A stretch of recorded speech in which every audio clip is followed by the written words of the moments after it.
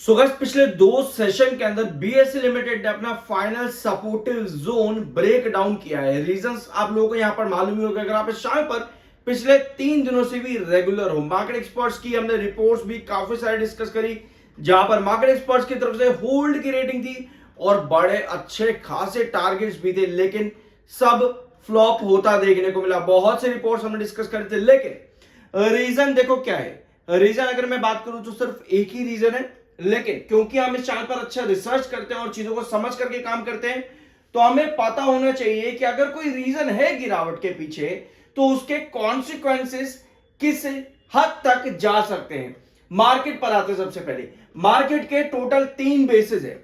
पहला आता है बॉटम आपका 80,500 के पास में, दूसरा आता है 81,800, तीसरा आता है 82,300। हमने देखा कि पिछले इसी हफ्ते के अंदर अगर आप बात करें यहां पर, या लास्ट हफ्ते का लास्ट सेशन, हमने देखा 82,300 पर मार्केट रेजिस्ट करा, जो कि इसका तीसरा हाई है, तीसरा जोन है मार्केट का 82,300।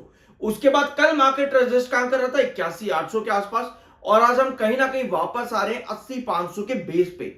तो भैया ये 3 लेवल्स आपके मार्केट के बहुत इंपॉर्टेंट रहे हैं, लेकिन अब टेक्निकल बेसिस पर तो आपको पता चल गया कि भैया ये बेसिस आपके हैं, ये रेंज आपके जोन है। लेकिन गिरावट के पीछे के रीजन क्या है, कॉन्सिक्वेंसेस हमने समझ गए यहां पे, लेकिन गिरावट के रीजन क्या है। बीएसई लिमिटेड ने भी अपना जोन तोड़ा। कितना जोन था इसका, 2340 का इसका जोन था। वहां से ब्रेकडाउन होने के बाद में एक रिपोर्ट हमने और डिस्कस करी थी, जो कि आपको एक अच्छी खासी करेक्शन बता रही थी। अगर आपने वो वीडियो देखा है तो अच्छी बात है, बट कोई बात नहीं, जरूर चेकआउट कर लेना उसको भी। सेबी ने रिसेंटली यहां पर कुछ डिसीजंस लिए हैं, जिसकी वजह से बीएसई सीडीएसएल जैसे स्टॉक्स में और एंजल वन में भी आपको 8% तक की गिरावट दिखी थी, स्पेशली बीएसई और एंजल वन में। क्या क्या यहां पर डिसीजंस लिए गए थे, ऑक्शन सेशन जो कि क्लोजिंग के बाद देखने को मिलेगा, या फिर प्री मार्केट ऑर्डर्स में आपको किस तरह से लिक्विडिटी डेरिवेटिव्स में चेंजेस देखने को मिलेंगे, इसको लेकर के सेबी ने एक प्रपोजल यहां पर रखा है। और इसी के बाद से आपको अच्छी खासी गिरावट रेजिस्टेंस से 2520 से लेकर के 2340 और वहां से भी ब्रेकडाउन फर्दर देखने को मिल गया था इस अपडेट के आते ही।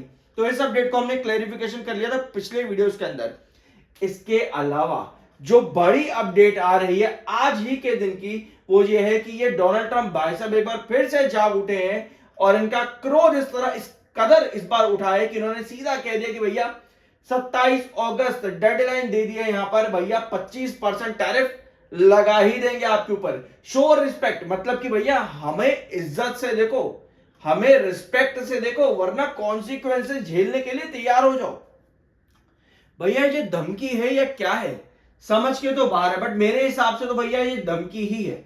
कौन होते हो भाई तुम सैंक्शन लगाने वाले, जिसका मन करता है जहां मन करता है सैंक्शन जिस मर्जी पे ठोक देते हो।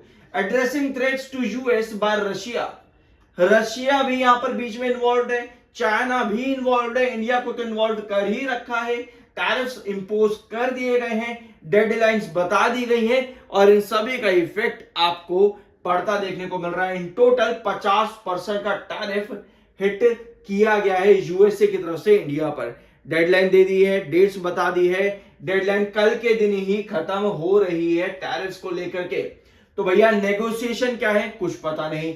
प्राइम मिनिस्टर नरेंद्र मोदी जी यहां पर कुछ रिस्पॉन्ड किया है, तो इस आर्टिकल को एक बार देख लेते हैं कि रिस्पॉन्स में इन्होंने क्या रिस्पॉन्स किया है। चलो जी, तो हमारे पास डेडलाइन कल के दिन की है, रिस्पॉन्ड इन्होंने क्या किया है समझते हैं उसको एक बार।